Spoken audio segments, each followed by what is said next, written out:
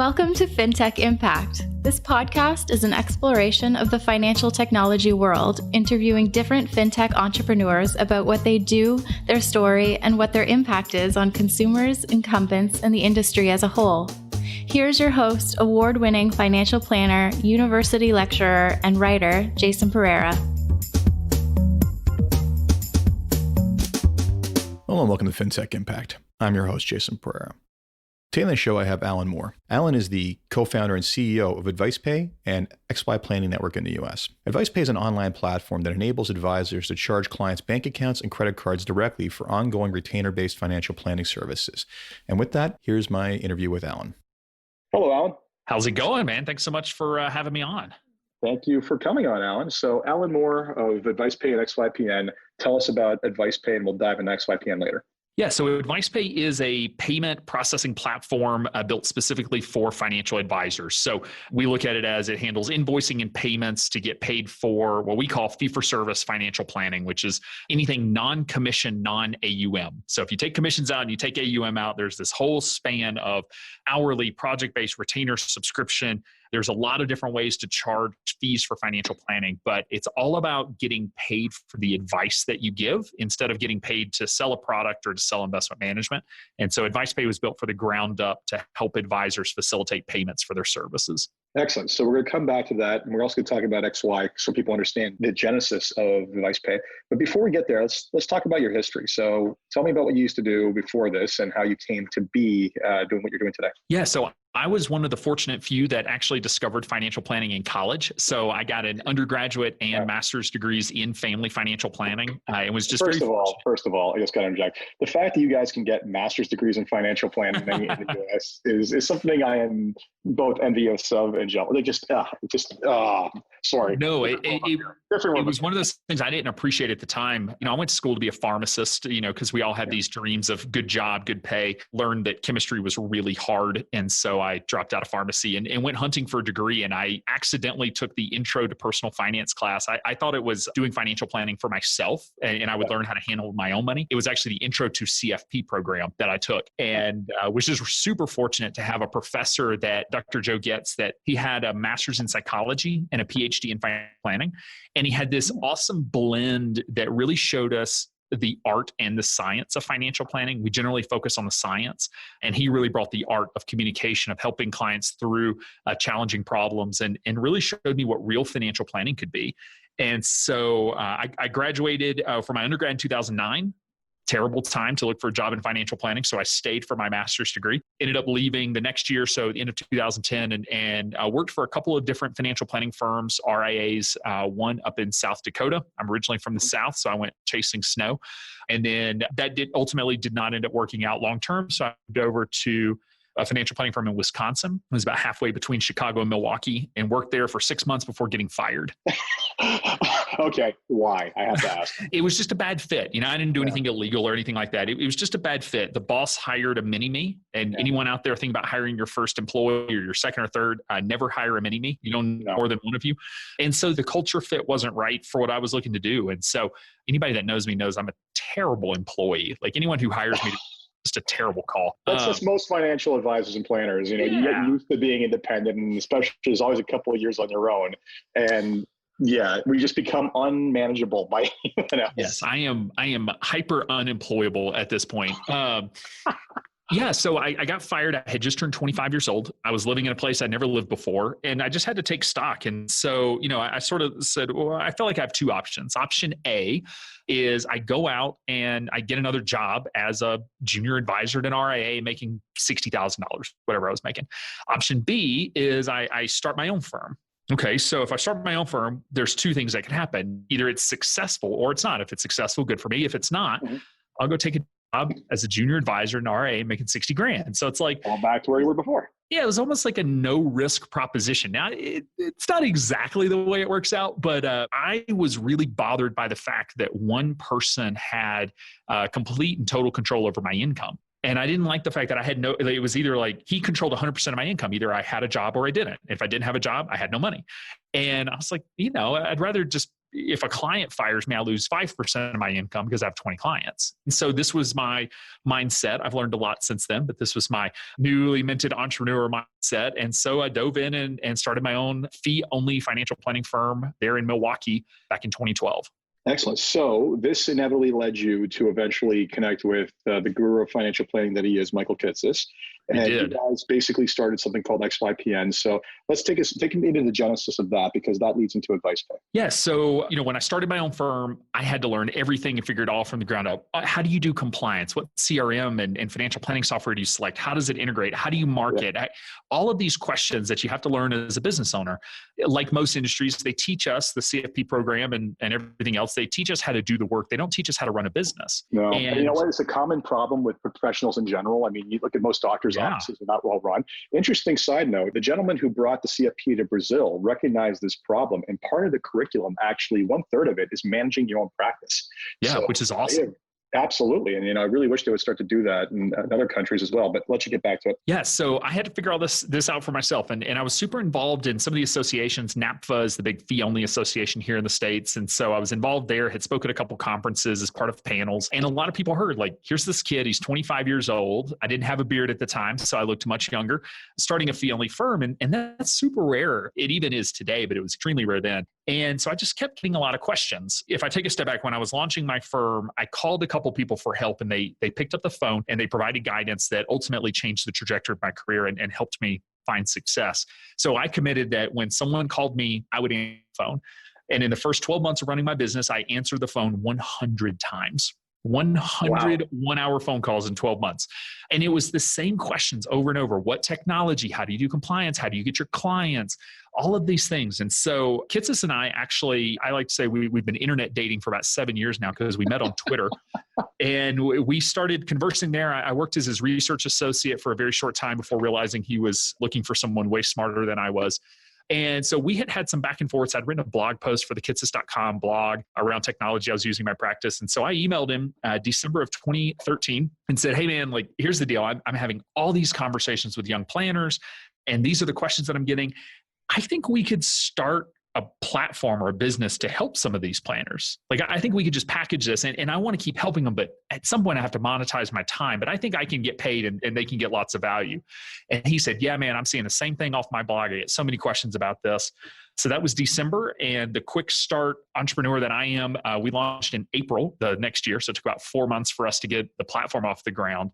And we really started XY Planning with the mission of helping advisors do real financial planning for next-gen clients. So I can go into all the details of that if you care, but I believe in real financial planning. I believe in advice-centric services and being able to sit on the same side of the table as my client, not selling them a product. And so how do we be fee-only and a fiduciary and work with our clients while also getting paid for the advice that we give and not just working for free until someone's rich?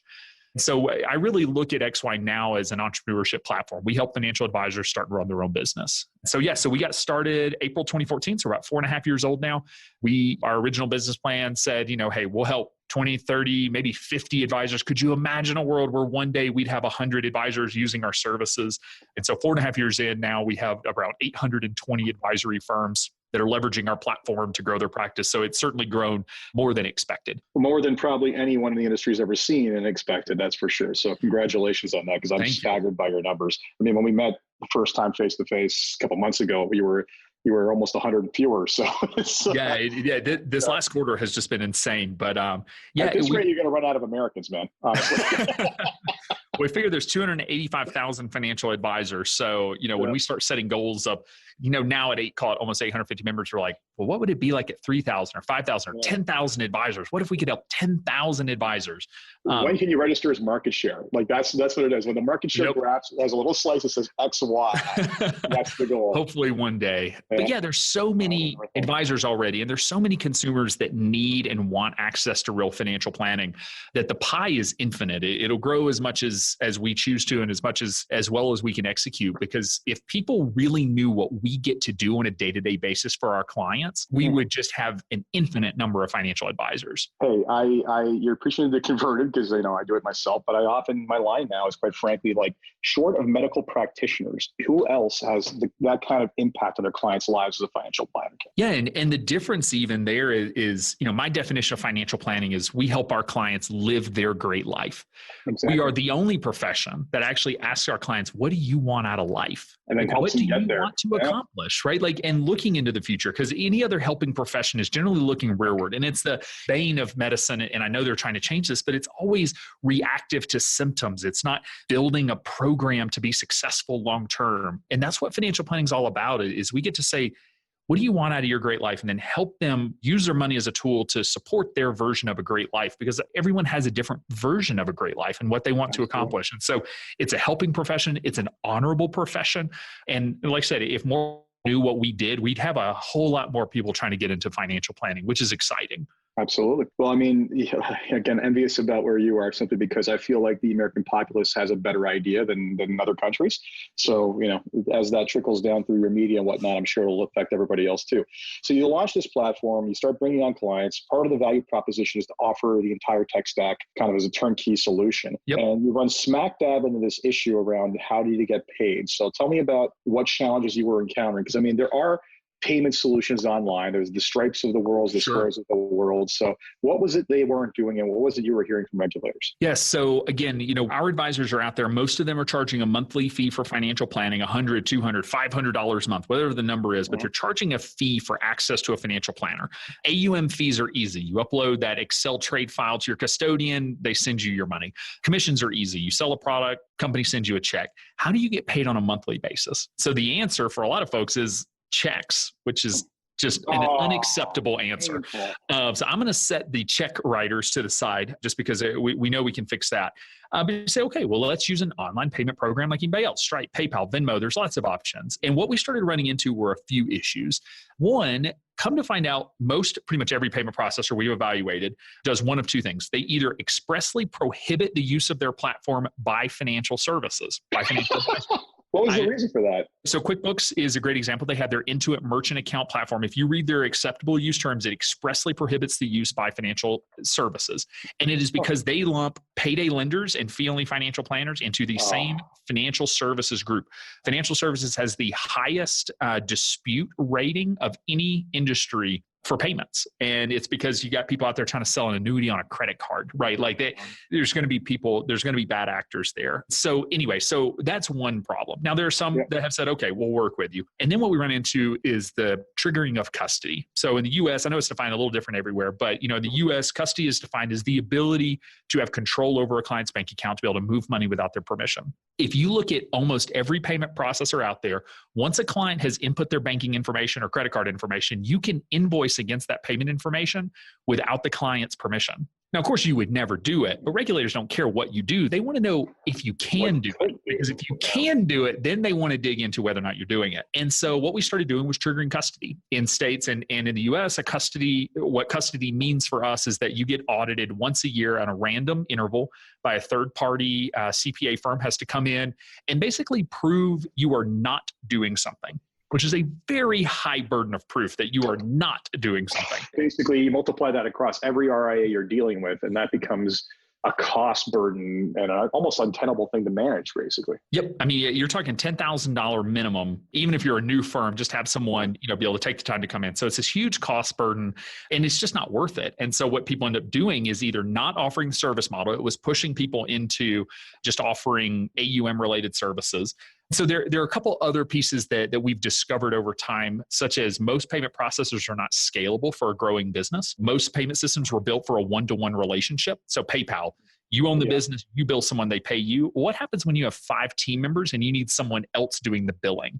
What power does that person have to change the business bank account, to invoice people that they're not supposed to be invoicing? So what we also learned was that billing solutions weren't built for growing businesses. And so back in 2016 now, March of 2016, I begged and pleaded with several payment processors. And I said, I will send you all this business. I just need these workflows that are built specifically for financial advisors. Now, I have since learned, because I was not in tech at all, I have since learned that what I was asking them to do was rebuild their entire front end just for financial advisors. I thought it was just like a tweak.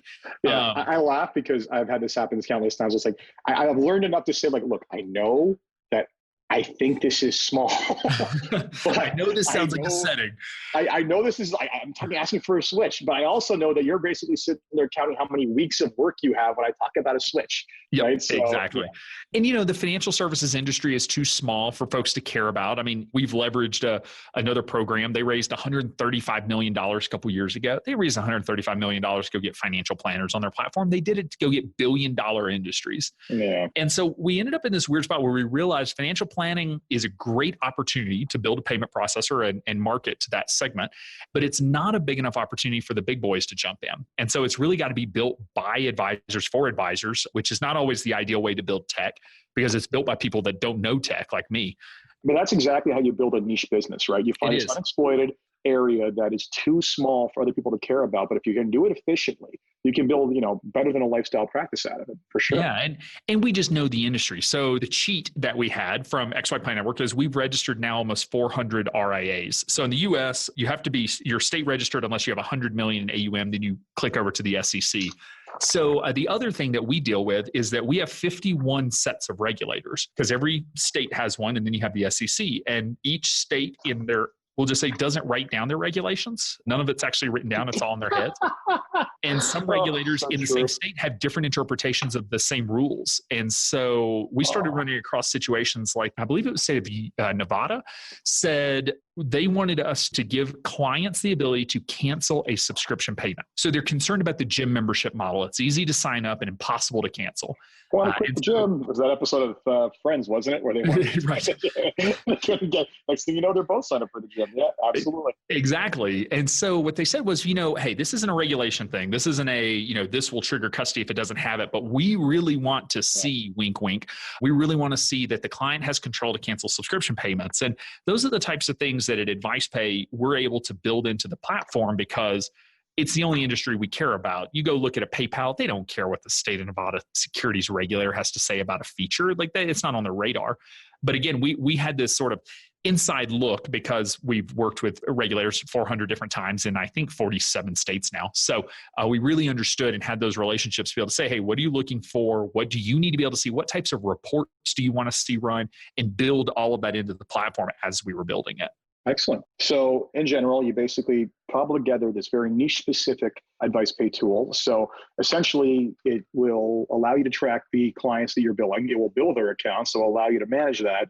And it gives them all the rights that essentially these regulators are basically asking for. I mean, you have some additional benefits to it. I see like white labeling and invoice management, integrations that are coming soon. So clearly the other thing is that because you had XY, you kind of had a captive audience and a market that was ready to go with this to start. You also see that you have enterprise pricing. So how much of your sales on AdvicePay is outside of XY these days? Yeah, it's about half and half right now. And the half that's outside XY is growing because initially you launch and XY members jump on, but the other half is, RIAs out there that were either already doing financial planning and looking to get paid. Other group that we've actually seen are on the enterprise, we'll call it the corporate RIA of broker dealers. So again, I know every country is a little different, their structure. So in the US, we have FINRA, which regulates the sale of products. We have the SEC, which regulates the giving of advice. Broker dealers are designed by trade to transact products, but what they spin up are these hybrid, we call them hybrids, but these RIAs to provide financial planning so their reps can give financial advice sort of under this corporate RIA structure. And what we're finding is that corporate RIA has some problems with their billing. And so the current process, for the most part, is check writing. And so this is literally the process. I'm a rep. I find a client and I say, okay, you're ready for financial planning. It's going to be $3,000. Client says, okay. I say, I'll be right back. So I have to mail a signed financial planning agreement, get that signed, and an invoice to home office. Home office gets it. Someone in the financial planning department approves, yep, this is the contract. Yep, they're going to provide a financial plan. They didn't take that invoice. They mail it to the client. Client gets it 3 days later. Client fills out a check. They pay the invoice. Invoice gets sent back to home office's revenue team. Revenue team starts processing the check. Now, this whole time, the advisor's wondering, where's my money? Because I make 80% of this. So I'm waiting for my $2,500 of this $3,000. So revenue team generates it. They're getting 30 phone calls throughout the month trying to figure out where the money is. Once they're done, then they take that, okay, it's $3,000. They put it into what we call the grid, which is the payout system. And it says 80% of this goes to the advisor. The 15th of the next month, the money goes out. I mean, you're talking 30 to 45 days to process a check, and reps are just infuriated. I mean, the billing team is spending more time on financial planning fees, and it's like 5% of their revenue. So this is where we start. In this day and age, right? Like, I mean, literally, I can order something from Amazon right now, and it'll be here before the end of the day. And it's right. 30 right now. And you're telling me that a check, someone who's got money in their hand, who's trying to give it to you, it's 30 to 45 days. Like, my God. Yeah. And so that's a problem that we didn't really anticipate solving. I didn't even know it existed in larger firms. I've never worked in a firm that had more than 5 people. But if you have 750 reps that are out there, they're doing this thing, and you're trying to open up a next generation billing opportunity, it's impossible. And so what AdvicePay allows them to do is, and depending on the restriction layers, we've got a lot of flexibility here, but the rep is actually able to set up the invoice and client go in and pay it. If home office needs an approval check, they have an approval layer. And they pay it right there, and the money goes to home office. Because that's the other thing is the way we're set up, you may have 750 reps. You've only got one business bank account. And you don't want your rep being able to change the business bank account. No, you don't.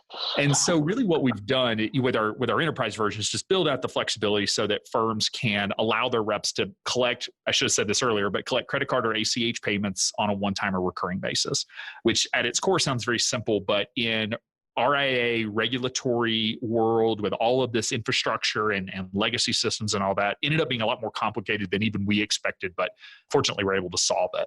It's one of these things again, it's deceptive stuff. It's the simplest thing, the ability to pay a financial planner through something that is not a product sale and being able to manage that ongoing relationship and the challenges that are set by that. And it's not inconsequential, but it's just astonishing that these little niches exist, but they do. Yeah. And it's interesting because I'm looking at adding a retainer-based model to my practice as well. And I've encountered this even before we first met. First thing I did was reach out to probably the most tech-savvy accounting firm I've ever seen and ask them how they manage their ongoing retainers. And it was a cobbled together mess of 3 different systems. And I was just like, and I found I'm like, well, you might want to talk to companies like that as well. There is a better way. There is, oh my God, yes, there's a better way. And it's honestly, it's something that is, I think we both feel strongly about this. This is the direction of financial planning in the future. It's away from product-based sales. And you're laying the foundational layer of how this is all going to grow. So I commend you for it, and you and Mike for so many of the things that you do, quite honestly. So what was your biggest challenge in basically creating this company altogether? Yeah, I mean, the fact I have 0 technical chops. I can barely code something in HTML. So, actually building an app, I have zero technical abilities. And so, we set off in March of 2016 and said, okay, we're going to build an app. So we went and hired an outsourced firm, and I got taken. So I probably spent, I think I was told it was going to be $60,000, $100,000 later. They shipped a product that was vaporware. It didn't actually exist. So in September 2016, we launched AdvicePay at our national conference. Everyone was so excited and went to go sign up. Come to find out there was no actual back end. It was only front end.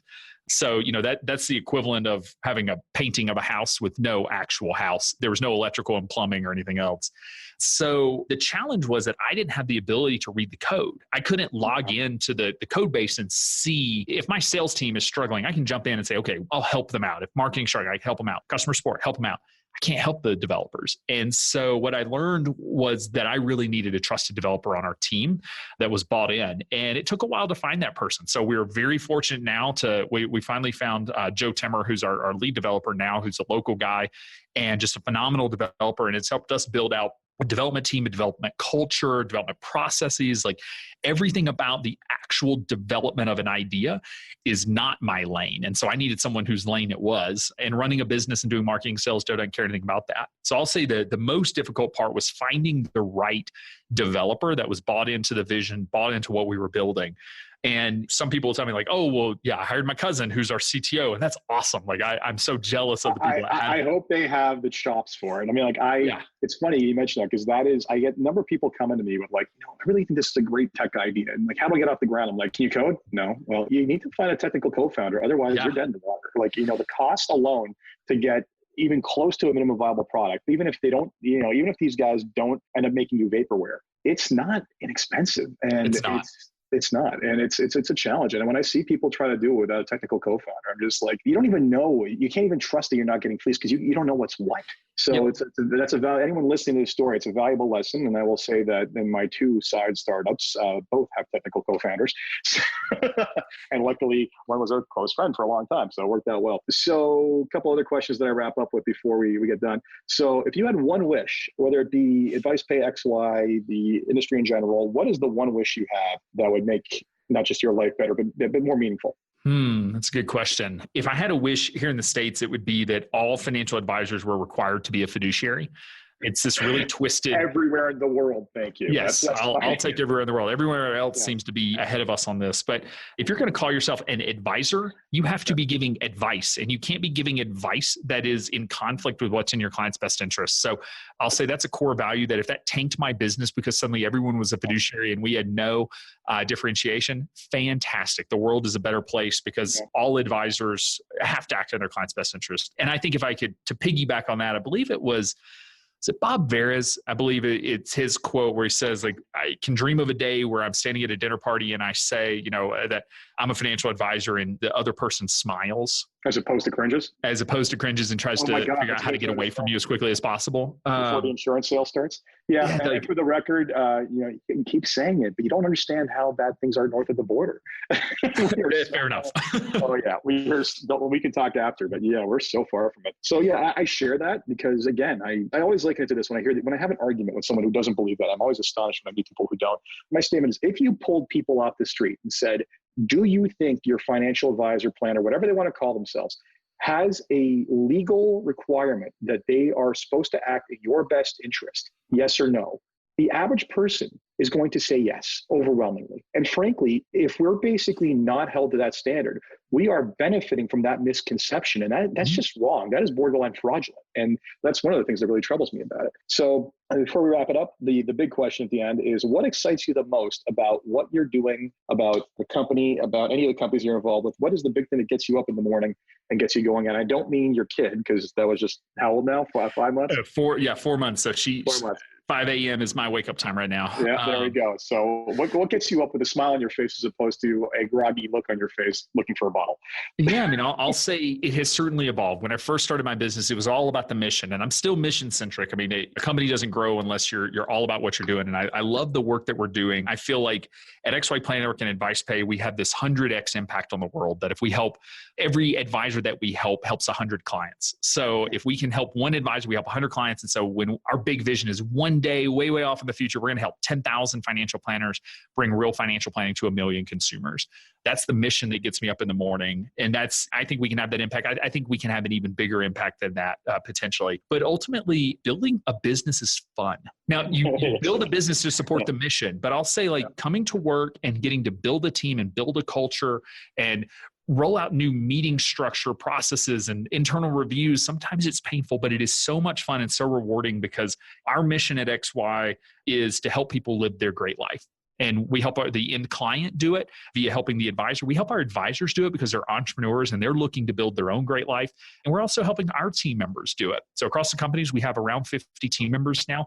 And it's a privilege to be able to walk through the hall and know that we've been able to provide a salary and benefits and meaning to 50 people. That, it's not just a job. It's something bigger than that. And so it's a huge honor to be able to help the number of people that we've helped. And I'll keep doing it as long as it's fun. And when it's not fun anymore, we'll find something else to do. Well, a couple of comments. First of all, thank you, because you're laying down the foundations of what will one day create the true fiduciary standard for your industry, and the industry infrastructure is going to be necessary to support that. In addition, I want to encourage everyone to check out the XYPN website. I understand what you guys are doing, some fantastic work. I know you get inquiries from around the world, and frankly, you deserve it. And AdvicePay, which I hope you will bring to Canada one day. We can talk about that afterwards. Also, I wanted to encourage everyone to check out your podcast. You have your own as well. Could you care to share us a little bit about that? Yeah, so XYPN Radio, I think I just recorded episode 181. So if you want to hear me talk for 181 hours. It is available. I think I may have already, but go on. And to be fair, I'm actually the interviewer, not the interviewee, most of them. So we interview financial advisors that have started their own business for the most part. There's some vendors, Michael and I, going back and forth, but it's a lot of folks that have started their own business, listening to their stories. Entrepreneurship, it's not all rainbows and unicorns. It is an emotional journey. It is hard. And so we try to expose that reality of what is it really, what is the good and the bad side of it. So if you go to, you can search in iTunes or Stitcher, whatever your podcast app, just search for XYPN Radio, or go to xyplanningnetwork.com and you'll see the radio up on the drop-down menu, and you can go check it out. Yeah, I like to refer to entrepreneurship as the most bipolar thing you could choose to do to yourself. It truly is. It really is. So that's great. And also your partner, Mike, has, of course, the Financial Advisor Success Podcast. And I will tell you that when I come across advisors who are looking to learn more about how they can build a very responsible fiduciary style practice, you two are the first two podcasts I point them to. So again, I thank you for sharing that wisdom with the rest of the world as well. Well, thank you for that. And Michael's podcast is fantastic. If you want to hear, how firms are growing and scaling and really doing big things, that podcast is just fantastic. He gets some people on there that I couldn't get a return email or phone call from. So it's really amazing, his connections, being able to leverage those. I'm sure Mike can get most responses from it. But excellent. Well, thank you very much, Alan. This has been great. I'm sure everyone will enjoy this, and hopefully this leads to more people in leading with more business for AdvicePay and XY. Well, thank you for having me on. This was fun. So that was my interview with Alan Moore. Hope you enjoyed it. As you can hear, I'm a big fan of what he and Michael are doing in the US to change the industry, and I hope a lot of that starts to spread elsewhere around the world. And with that, if you enjoyed this podcast, please leave a review on iTunes, Stitcher, or wherever it is you get your podcasts. Until next time, I'm Jason Pereira. Take care.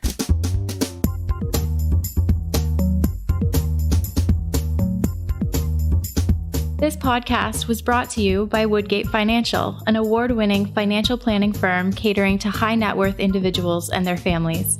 To learn more, go to woodgate.com. You can subscribe to this podcast on iTunes, Stitcher, and Google Play, or find more episodes at fintechimpact.co.